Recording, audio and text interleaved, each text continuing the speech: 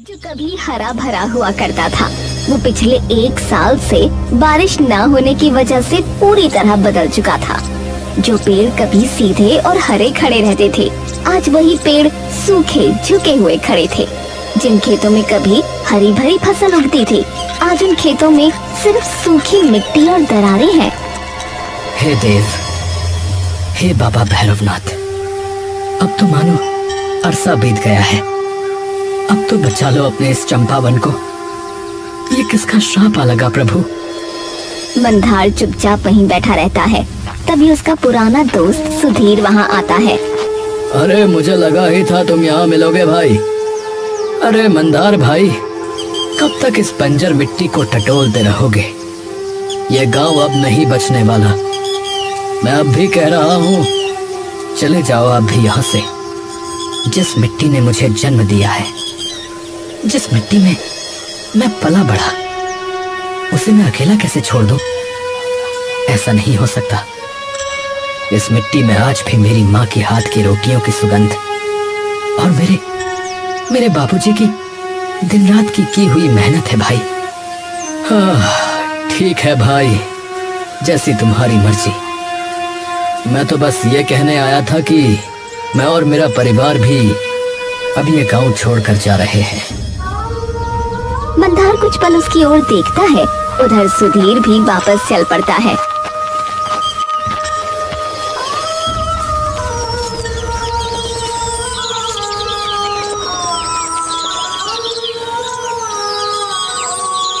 मंदार जैसे ही लकड़ी बेचने के लिए गांव से बाहर जा रहा होता है, तभी उसे अपने गांव के कुछ लोग दिख जाते हैं। मंदार चुपचाप उन लोगों को वहीं खड़ा देखता रहता है। धीरे धीरे पूरा गांव खाली होता जा रहा है।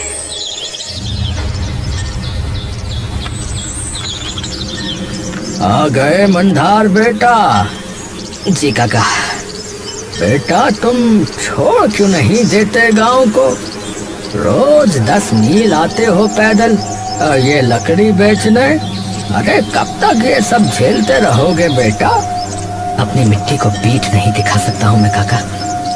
हाँ, चंपावन गांव की मिट्टी चाहे कितनी भी सूखी हो बेटा, पर भगवान बहुत है कि तेरे जैसे बेटे जने हैं उसमें।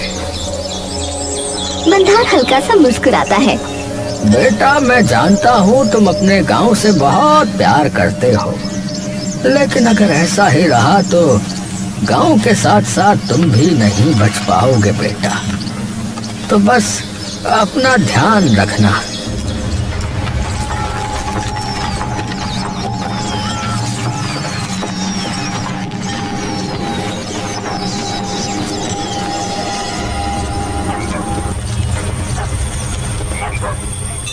बाबा, आप तो इस गांव के रक्षक है ना, तो इस गांव का ऐसा हाल कैसे हो गया? क्या सच में कुछ गलत हो गया? मैं कुछ गलत कर रहा हूँ बाबा, इस गांव को ना छोड़कर? क्या सच में सारी उम्मीदें जा चुकी हैं इस गांव के फिर से जीवित होने की? मंदार को अपने सवाल के जवाब में सुनाई दिया तो बस उड़ती हुई धूल का सन्नाटा। मैं कोशिश करनी नहीं छोड़ूंगा बाबा। मुझे पता है बाबा, आप मेरी बात सुन रहे हो। मंदार सर झुकाए अपने घर की ओर चल पड़ता है। मंदार जैसे ही घर में घुसता है, तभी उसे दिखता है कि सामने उसकी बीवी करुणा और उसका साला मनीष बैठे हैं। अरे अरे मनीष, तुम कब आए? मनीष बिना कुछ कहे अपना सर झुका लेता है और तभी मंदार की नजर करुणा के बगल में रखे 2 बंद कपड़ों की गठरियों पर पड़ती है। करुणा, तुम कहाँ जा रही हो? और ये कपड़ों की गठरियाँ क्यों बांधी हैं? मैं अब आपके साथ नहीं रह सकती। मैं जा रही हूँ अपने घर वापस। आपको जब बुद्धि आ जाए और आप इस गांव को छोड़ने का मन बना लो तो मुझे लेने आ जाना, वरना आपके साथ मैं भी भूखी मर जाऊंगी। अरे पर ये हमारा गांव है, इसे छोड़ के कैसे जा सकते हैं? हमारा नहीं, आपका गांव है और ये गांव कुछ दिनों में खत्म होने वाला है। आप समझ क्यों नहीं रहे हैं? सारे खेत सूख चुके हैं, कुएं का पानी एकदम काला पड़ चुका है। जहाँ कभी नदी हुआ करती थी, आज वहाँ बस रेत है। रोज आप न जाने कितनी मीलों दूर से पानी भर कर लाते हैं लकड़ी बेचने के लिए भी आपको दूसरे गांव में जाना पड़ रहा है, क्योंकि इस गांव में तो कोई रहा ही नहीं। लेकिन फिर भी आप अपनी जिद पर अड़े हुए हो। मैं अभी भी कहती हूँ, चलो हमारे साथ। मंदार बिना कुछ बोले अपना सर झुका लेता है।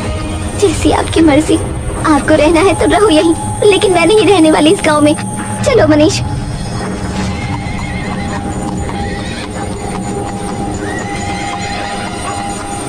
मंदार का हौसला अब पूरी तरह से बिखर जाता है।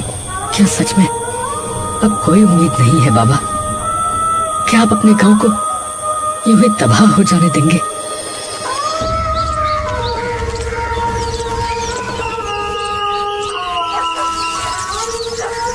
मंदार मटके का ढक्कन हटाकर देखता है कि अब मटके में भी थोड़ा ही पानी बचा है। फिर से भर कर लाना पड़ेगा। मंदार रोज की तरह मटका ले कड़ी धूप में दूसरे गांव के कुएं से मटका भरकर लाने के लिए निकल पड़ता है। मंदार कुछ दूर तक ही जाता है, तभी उसको जोरों की प्यास लगती है। पानी भी कम है मटके में, पर इतने से ही काम चलाना पड़ेगा। जैसे ही वो मटके से पानी पीने के लिए उसे उठाता है, तभी एक बूढ़ा आदमी लड़खड़ाते हुए उसके पास आता है। बेटा, बहुत प्यास लगी है बेटा, थोड़ा पानी दे दो, पानी। मंदार कुछ पल के लिए मटके में बचे थोड़े से पानी को देखता है, लेकिन फिर मुस्कुराने लगता है।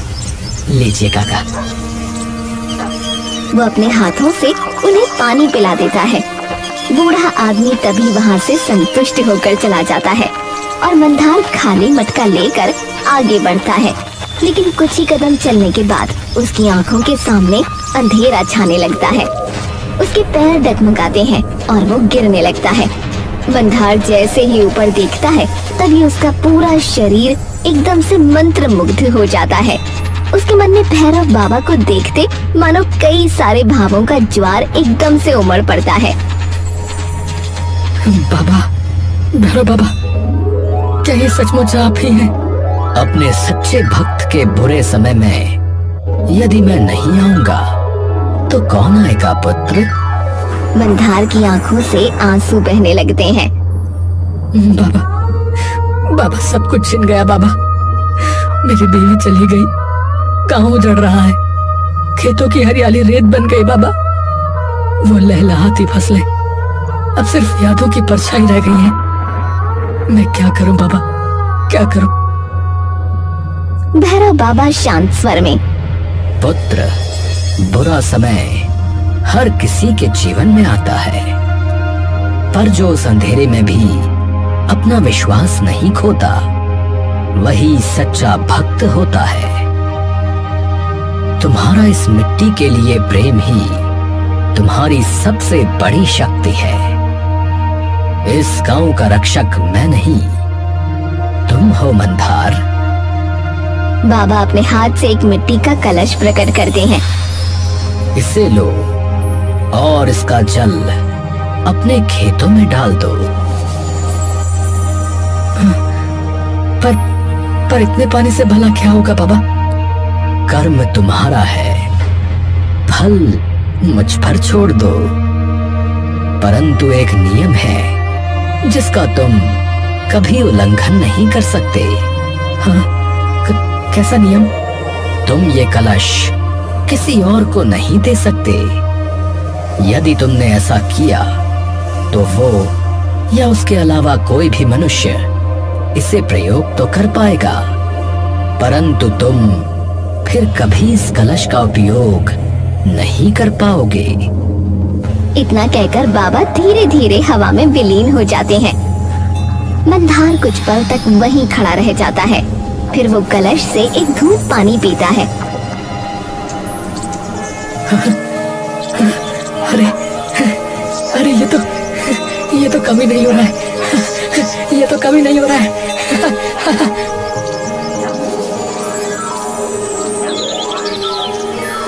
मंदार जैसे ही वो पानी डालने लगता है तो कलश से पानी लगातार बहने लगता है और धीरे धीरे उसका पूरा खेत पानी से भर जाता है।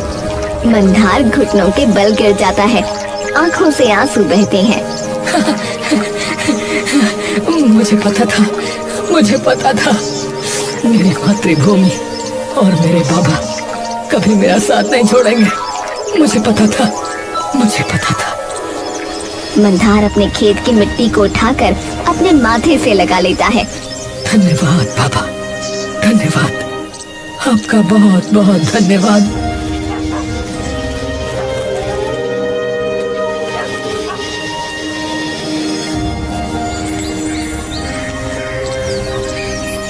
अगले दिन की सुबह होते ही मंदार अपने हल के साथ उसके खेत में पहुंच जाता है और देखता है कि कल तक जो जमीन फटी हुई थी आज वही नमी से भरी हुई है, जिसे देख उसकी आंखों में फिर से उम्मीद भर जाती है। हाँ, अब फिर से इस जमीन को जिंदा करने की बारी आ चुकी है। मंदार के चेहरे पर वही खुशी अब वापस आ जाती है जो कुछ वक्त से खोई हुई थी। अब बस आप सब कुछ मुझ पर छोड़ दो भैरव बाबा, और देखते जाओ कि कैसे सभी लोग हमारे गांव को फिर से हरियाली का स्वर्ग कहेंगे। मंदार पूरे मेहनत से अपने खेत में खेती करना शुरू कर देता है और रोज अपने जादुई कलश से अपने खेत की सिंचाई करने लगता है। जहाँ गांव के सभी खेत बंजर पड़े थे, वहीं मंदार के खेत में फसलें उगनी शुरू हो गईं। और तभी एक दिन गांव का एक आदमी रघुनाथ वहाँ आता है और उसके खेतों में खड़ी फसलों को देखकर हैरान रह जाता है। अरे मंदार, अरे भाई, ये सब तुमने कैसे किया भाई? गांव में तो बारिश की एक बूंद तक नहीं पड़ी और तुम्हारे खेत में फसलें उगना शुरू भी हो गई। मंदार कुछ पल के लिए रुकता है, कलश की तरफ देखता है, फिर हल्का सा मुस्कुरा देता है। बस भाई, मिट्टी से प्रेम किया है। आप जब तक मिट्टी का साथ नहीं छोड़ोगे ना, तब तक ये मिट्टी भी आपका साथ नहीं छोड़ेगी।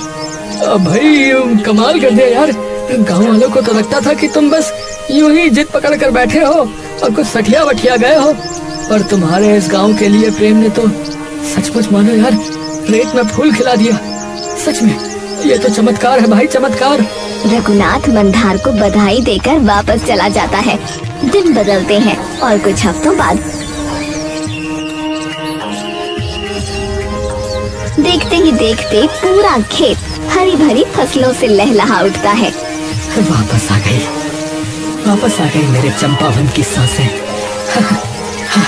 लेकिन तभी उसकी नजर आसपास के खेतों पर पड़ती है, जो कि अभी भी सूखे फटे हुए थे। सिर्फ मेरे खेत में फसल हो और बाकी के खेत यूं ही रहें, ये तो गलत बात है। और तभी वो धीरे धीरे अपने आसपास पड़े सूखे खेत, पेड़, मुरझाई हुई पत्तियों को देखता है। ओहो, अरे मैं इन्हें कैसे भूल गया। माफ करना बाबा, अपने खेतों के लालच में मैं गांव को तो भूल ही गया था। कल से सिर्फ अपना नहीं बल्कि पूरे गांव के खेत संभालूंगा। जो पेड़ आज मुरझाए हैं वो कल तक जरूर हरियाली से भर जाएंगे और फिर अपने खेतों की तरफ आते हुए मुझे एक बार फिर वही मधुर कोयल और चिड़ियों की आवाज सुनाई देगी। अगले दिन से ही मंदार गांव के और जंगल के सभी पेड़ पौधों को पानी देना शुरू कर देता है और धीरे धीरे और खेतों को जोतना शुरू कर देता है। अरे मंदार भाई, अरे ये खेत तो आनंद का है, तो आप इसमें क्यों काम कर रहे हो?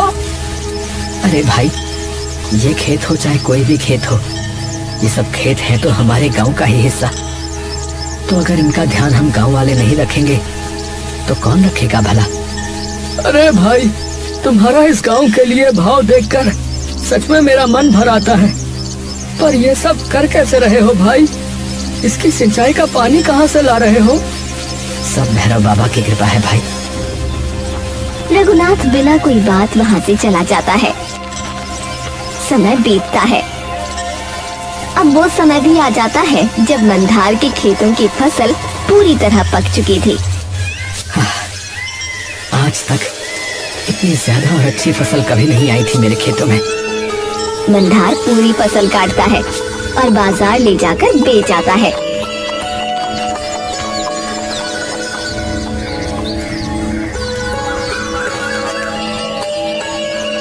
जिसके उसे अच्छे खासे पैसे मिलते हैं।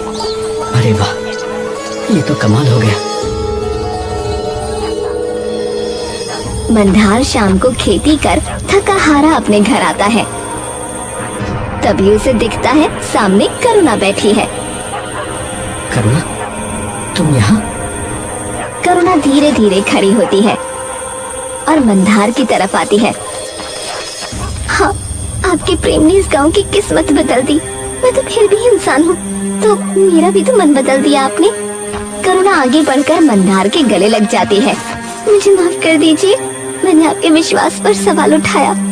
मंदार हल्का सा मुस्कुराता है और उसकी आंखें नम हो जाती हैं।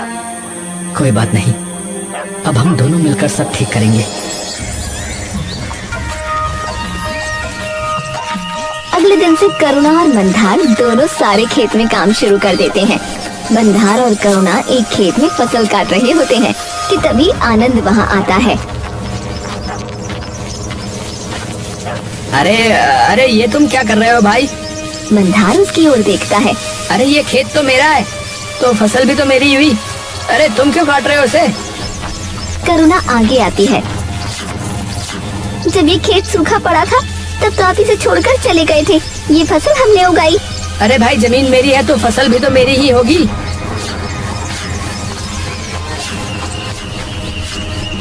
ओहो, तुम हमारी जमीन पर भी खेती करके फायदा उठा रहे हो भाई। ये गलत बात है। मंदार धीरे से आगे आता है और करुणा के कंधे पर हाथ रखता है। भाइयों, आप मुझे गलत समझ रहे हैं। मैं आपकी जमीन पर कब्जा करने नहीं आया। मैं तो बस इस गांव को बचाना चाहता था। सब लोग चुप हो जाते हैं। पर अगर आप ये फसल बेचना चाहते हैं तो जरूर बेचिए। मुझे पैसे नहीं चाहिए। मैं तो बस चाहता हूँ कि हमारा गांव फिर से पहले जैसा हो जाए, जहाँ हरे भरे पेड़ों पर कोयल बैठे, पक्षी गीत गाएं, खेतों में लहलहाती फसलों की खुशबू फिर से हमारे घरों को भर दे। मतलब भाई, तुम्हें पैसे वैसे नहीं चाहिए क्या? और ये फसल भी हमारी है? नहीं, मैं बस चाहता हूँ कि जो लोग इस गांव को छोड़कर गए थे वो वापस आ जाएं। भाई, मैंने जो भी कहा उसके लिए मैं माफी मांगता हूँ भाई। सच में भाई, तुम जैसा निस्वार्थ इंसान हमने पहली बार देखा है। माफ करना भाई।